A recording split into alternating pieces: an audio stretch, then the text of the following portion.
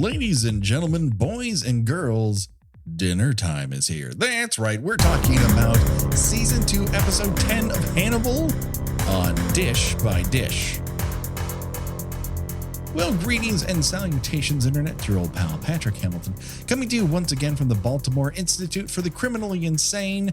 This is the Dish by Dish podcast, our kill by kill spin-off, where we talk about an episode of Hannibal. And of course, there's only one person I trust that if I die by questionable means, she'll dig up my corpse and make it look beautiful. The one, the only, Gina Radcliffe. How are you doing today, Gina? I'm good. I've got the lights turned low. I've got my smoking jacket on. Yeah. I've got my personal saxophone player in the background. You have a personal saxophone player? I do. He's in this on economy? He's on my payroll. Man, you got a payroll? That's even better. I'm doing well. I'm making moves. but why do I have my personal saxophone player? Because everybody's getting real sexy in this episode. It really is. I mean, can you imagine like the network is on a phone call with Brian Fuller and they're like, so what do you have cooking for, because I saw the script here and there's not a lot of dialogue in that third act. Like, what do you have cooking there? He goes, oh, it's a psychotropic fuck fest, I think is what I'm going to try to put on your network television station. Well, the funny thing is just this week, coincidentally, as we're recording this episode, someone posted on Twitter a blurb from an interview with Brian Fuller about how they had to change a certain line of dialogue in this particular episode regarding Margot Berger.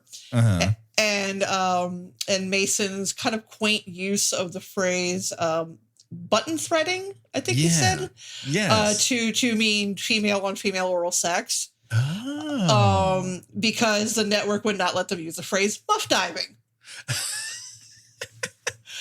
Which I just find, and I'm hardly the only person to make this observation, that this episode kind of opens with a human being's face stretched over like a skeleton of I guess, a saber-toothed tiger. Is that what he's supposed to be attached to? Well, technically, it also does kind of look like a cave bear.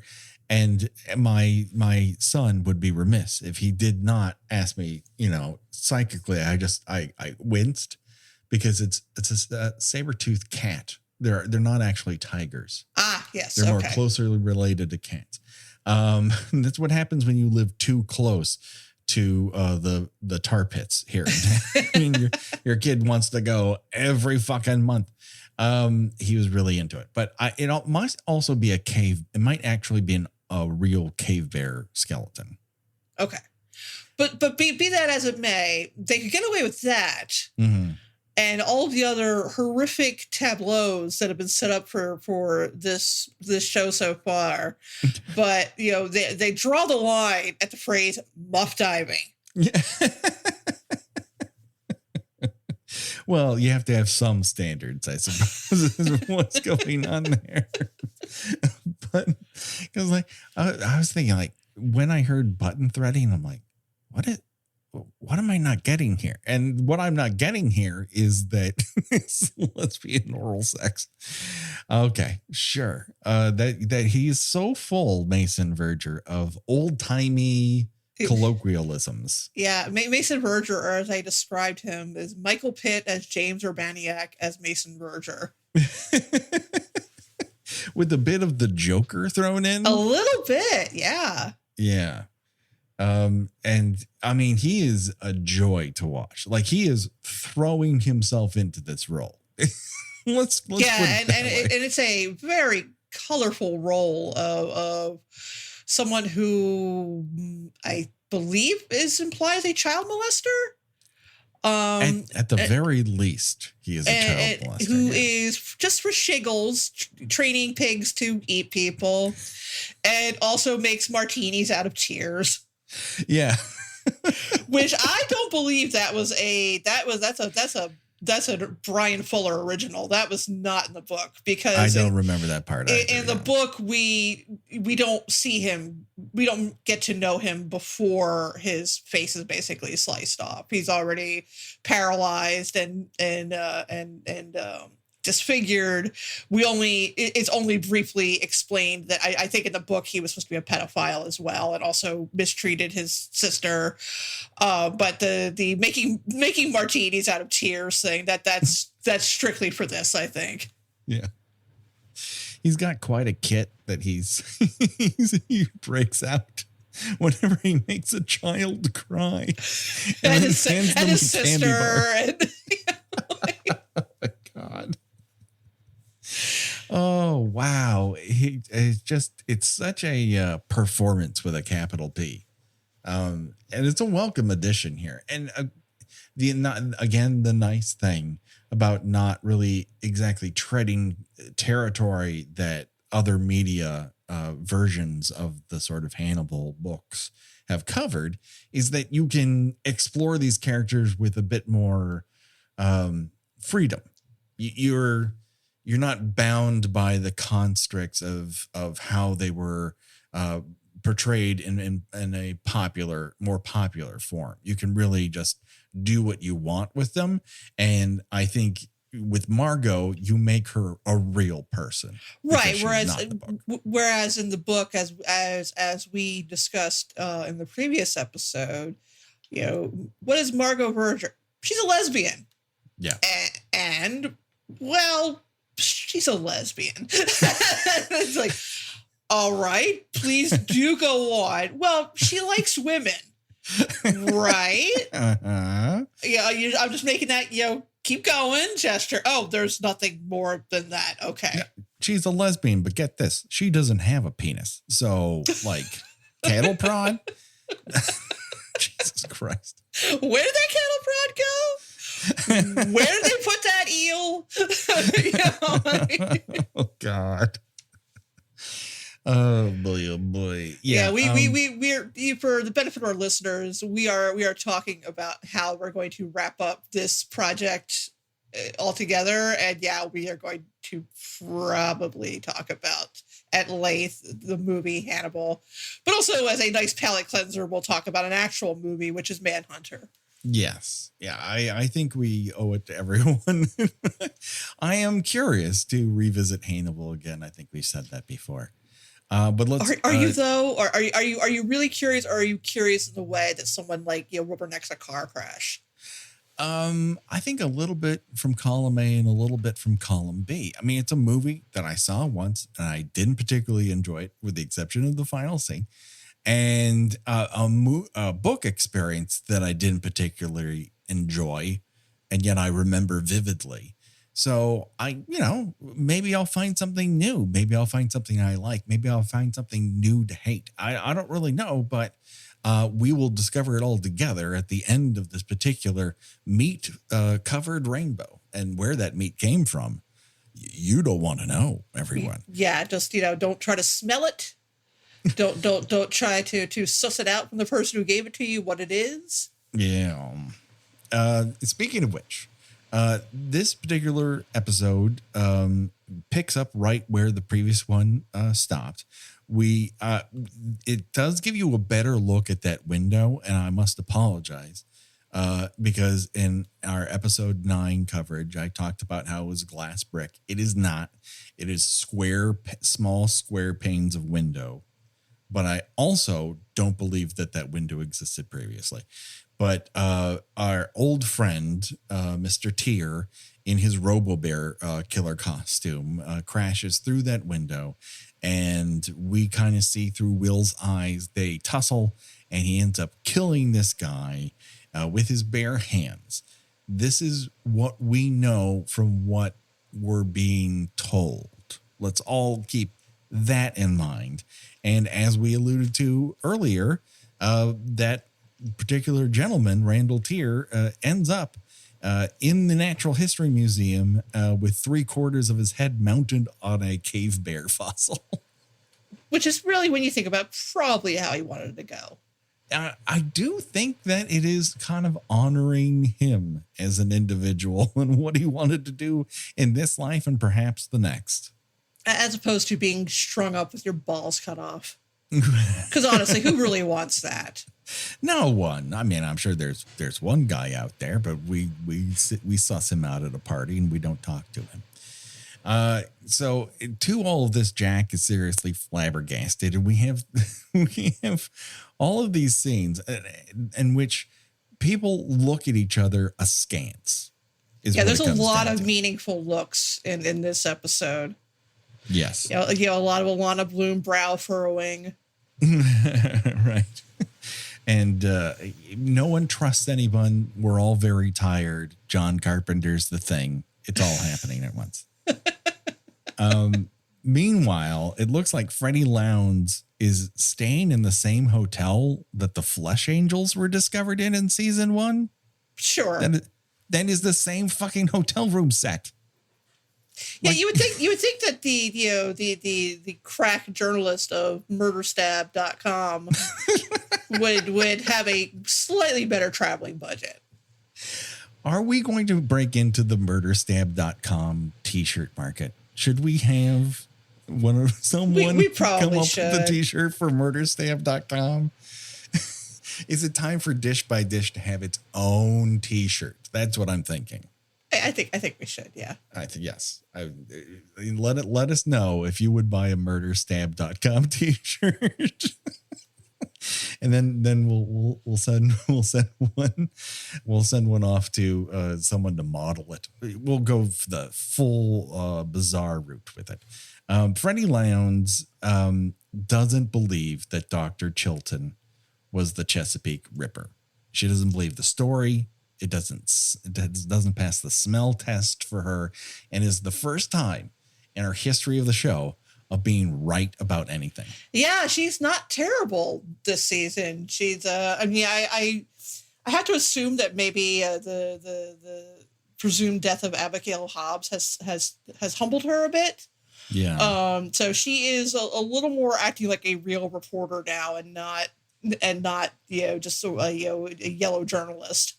True. And because she has a bit of skin in the game, quite literally. I think that is bringing out, the instincts that she has honed, but now she's using it for a purpose. In her conversation with Will, because they're still writing that book, I guess. I don't know why you would, but okay, they're writing this book. She says that Chilton fled surgery for psychiatry to avoid the embarrassment of how bad that he was. And that really should have been followed with, yeah, but the embarrassment followed him anyways. I was going to say he was as incompetent a surgeon as he was in everything else in his life. Yeah, mission not accomplished. Like, there's a lot of rejoinders that should have been sandwiched in there, and they just kind of let it be poignant silence. But okay. We also get a shot of the Verger estate. And I guess the question I have for you, Gina, is how many gothic fucking castles does Maryland have? I did not. Yeah, I lived in Maryland for a few years. I don't think I saw a single imposing castle. But everyone seems to live in like an offshoot of Castle Dracul everywhere you go. The closest I got was on the road to Virginia. It might actually have been in Virginia. It was the Emerald City, which is a huge Mormon temple that is literally bright green. Like you cannot miss it from the road. It is enormous and very, very green. I'm sorry for that. Did you help build it? Was that part of your mission somehow, work? Right? The only thing I took away from the church was myself. That's what it comes down to. Never visited personally, but my brother Casey did serve his mission in the DC, Maryland area. He probably has been there. He probably has. Shout out to Casey Hamilton, a hell of a guy. And this is where we get that sort of formal introduction to Mason Verger. And Michael Pitt is playing this in the way that his dial goes all the way to 11. His hairstyle looks like entire tufts of hair are attempting to escape his skull, just run for their lives. Yeah, you made a good observation by saying he's kind of playing this role like the Joker. He very much comes off like a comic book villain. Yes. Just comically loathsome. But I also think that the show needs, it can't be another version of Hannibal. No. Right? Hannibal is, very calm, very cool, very much not trying to, look like a psychopath, where, Mason is basically like, I'm rich, I could do whatever I want. Yeah, he doesn't have to trains hide. pigs. So I'm gonna train pigs to eat people.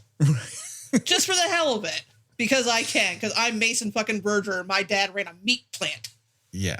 He doesn't have to evade detection because he's too rich. Like, everyone detects that he's a psycho, but you can't beat his prices, I guess. Because his papa was a scion in the meat industry.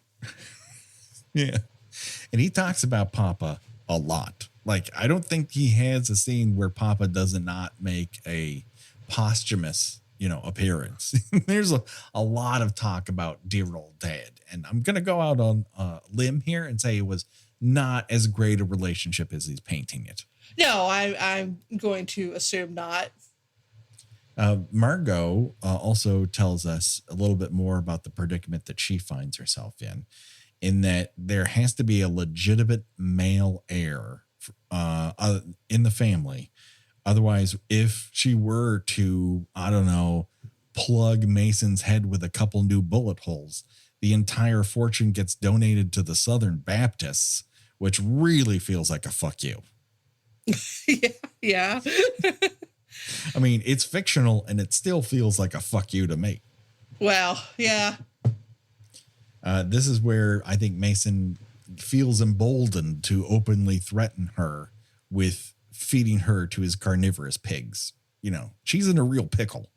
Yeah, I mean, who's among us? I do not believe I ever threatened any of my siblings with feeding them to the carnivorous pigs I keep in a maze, and I throw Eastern African music at them all day long. just to torment them or something. Make them really angry. Yeah. While they train by eating a soup full of meat. Yes. And his little, what is the name of his helper there? Carlo. Who looks like a Carlo. And as another thing from the book, from the Hannibal book, he's his Italian friend who has bred these pigs to, efficiently eat a person. Yeah, there's no, we don't get the sense that Mason has actually killed anyone. I mean, he certainly has tortured Margot and, like I said, is heavily implied to be a child molester. Yeah. But this sort of seems like, well, I'm ready to kill now. Let's figure out the best way I can do this. I know. We'll breed pigs to eat people. Even if you don't use them, at least you have them. And so few of us have bred our own huge kennel of pigs that will eat a dead body or a live one if need be. And that's where we get to our ad break, where we're going to talk about our new sponsor, Pig Alert. They tell you when your life has reached the point where you need to start breeding pigs to eat people, your enemies, your friends, whoever you need. I mean, honestly, I think we are all at that point right now. The list of people I want to feed to pigs is longer than I ever thought. You read a lot of these articles these days about how people have changed since the pandemic and how, you can either embrace that change and figure out how to apply it to your life, or you can just kind of remain stagnant. So I think really what these articles are saying is get some pigs. Build a maze. Get them to eat people. Get some deafening recordings of Eastern Indian music. Yeah, and just make them crazy. Drive the pigs into a murderous frenzy by playing this music at volume 11.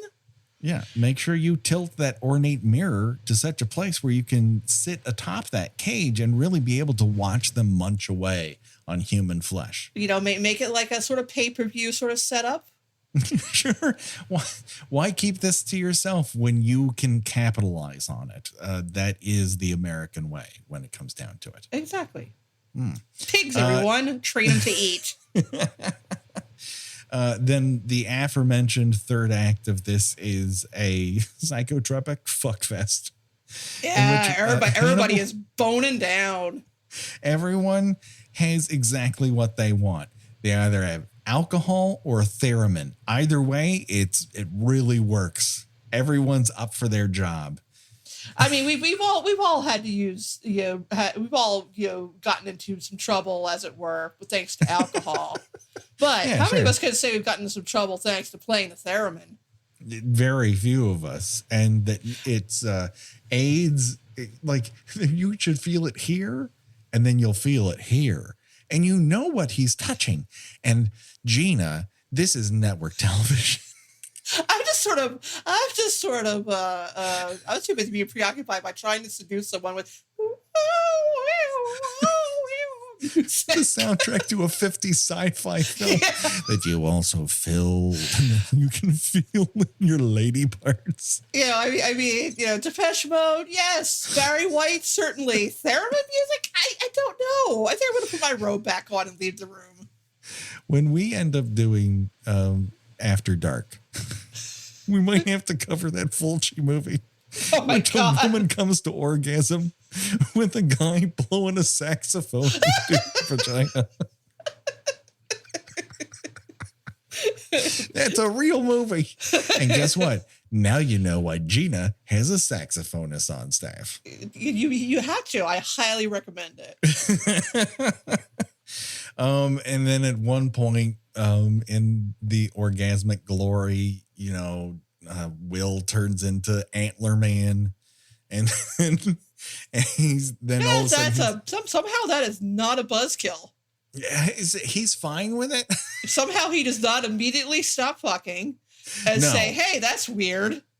But it also is some sort of trans-dimensional portal where he then begins to be in a threesome with Hannibal and Alana, and they're okay with that too. I mean, why wouldn't you be? That's a very attractive sandwich. Who doesn't want to take a bite?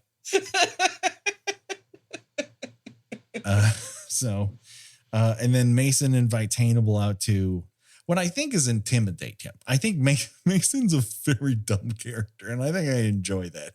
Like, he's not super smart. He's cunning, but he is not smart.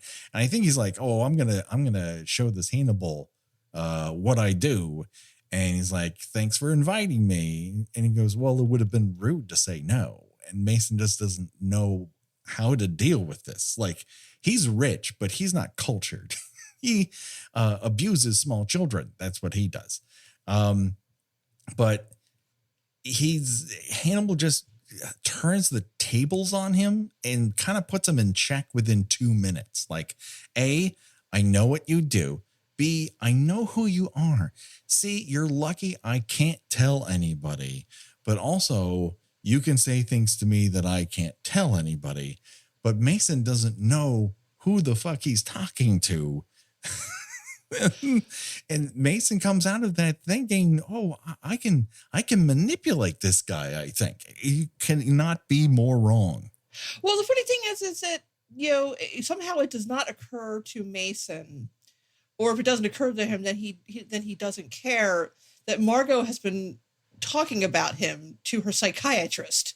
Yeah, he seems concerned about it. He seems genuinely perplexed that Hannibal seems to know, the stuff that he has put Margot through, which is, apparently so horrifying that it can only be implied. We've only, she kind of dances around it, and we kind of get, a brief glimpse, like he cuts her and he abuses her, presumably. I know in the book, I think he molested her too, and So, but it's so horrible that it can't even be spoken out loud. And he just seems like, wait, what? She told you about that? It's like, what do you think she would talk about to her psychiatrist? Weight, her show jumping worries, weight problems. Being afraid of silverware. I mean, what do you think she would talk to her psychiatrist about, if not the person who has abused and tormented her, presumably her entire life? Yes. And this entire time, there's some talk at dinner that happens between Alana, Hannibal, and Will about boundaries, about how she finds it very odd that these two can still have a psychiatric relationship, even though they've accused one another of being a killer. And, Hannibal, states, I think someone else states that, like, crossing boundaries is generally not how people get to know one another. And Hannibal responds with, crossing boundaries is different than violating them. And I think that's what this entire episode is about. The difference between crossing a boundary and violating it, because we're about to make some discoveries here in the next couple of episodes that are really going to open us up to exactly what's going on here. But definitely boundaries are being crossed. The question is, who is violating them? But the idea that Freddie Lowndes is unconvinced that Chilton was the Chesapeake Ripper is now set into motion. And that means that maybe Freddie's got to go. And if Hannibal can't convince Will to do it, he's just going to do it himself. So he lies in wait in her hotel room, and he's festooned in his old-fashioned kill suit. But unfortunately, or fortunately for Freddie Lowndes, or maybe unfortunately for Freddie Lowndes, there's a lot of misfortune happening here. She goes to Will's place, and when he's not there, immediately breaks in. She pulls a Beverly Cats. She sure does. And, she finds that bloody Robo Bear suit, and then what's left of Randall Tier's lower jaw, and then Will. And he manages to break into her car while she's trying to drive away and yank her out by her hair. And we cut to black. And then later he shows up at Hannibal's kitchen with a nice cut of freshly butchered meat. And it turns out they have a nice conversation over lomo saltado. Have you ever had lomo saltado, Gina? I have not.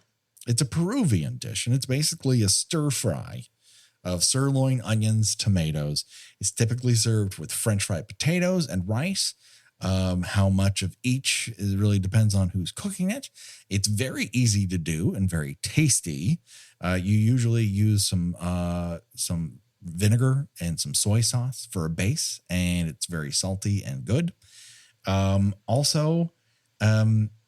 I think Hannibal's getting the friend that he wanted all along, which is, if he can't be the Chesapeake Ripper, maybe he can be in charge of a Chesapeake Ripper. Sure, and gets and score some fresh victuals out of it. I mean, it's a win-win for everybody. Will finally gets to embrace his dark side. Yes. Hannibal gets some fresh meat. But he's also not above nitpicking this guy. He's like, Will, I can taste that this meat is acidic. It was afraid when it died. Like, are you sure? Like, we've seen plenty of you hunting down people who were afraid. Yeah, I mean, there was that whole gag about when he cooked the rabbit for Jack Crawford, and he says he was a runner. And it's like, yeah, that guy was not just jogging in the park. He was running away from you. Yeah. I don't know. I don't know that Hannibal knows how to be a good friend when it comes down to it. Well, I think he knows how to be a friend of me. Sure. Absolutely. He's very good at that. I mean, we've all had that one friend who just gets pleasure out of getting little digs in at you, and kind of pecking away that self-esteem. Yes. Yeah. I hope to never be that friend, where you have that adversarial relationship. I also never hope to be the friend who encourages somebody to kill somebody else and then bring him over because we'll eat. I got the grill fired up. Let's go. Let's stir fry that bad boy. I mean, I don't know. You and Becky have been taking those cooking classes, so the time is ripe. like that body's going to be if you don't cut it up and do something with it. We don't have any storage here. We also don't have a spare fridge in our garage or anything like that. I don't even think we have the electrical for it. Yeah, come on. It's 2021. Everybody's upcycling. What are you waiting for? Oh, it's hard enough to get my kid to eat anything other than ramen and as he describes it, chicky tendies. Have we told you the chicky tendies story yet? No. We'll save it for the next episode because it is time to say goodbye. Before we do, where can people find you on these here internets, Gina? I am a writer at thespool.net. I cover movies and television. I recently wrote an anniversary retrospective on David Cronenberg's The Fly. And you can find me on Twitter against my own best judgment under Porcelain72.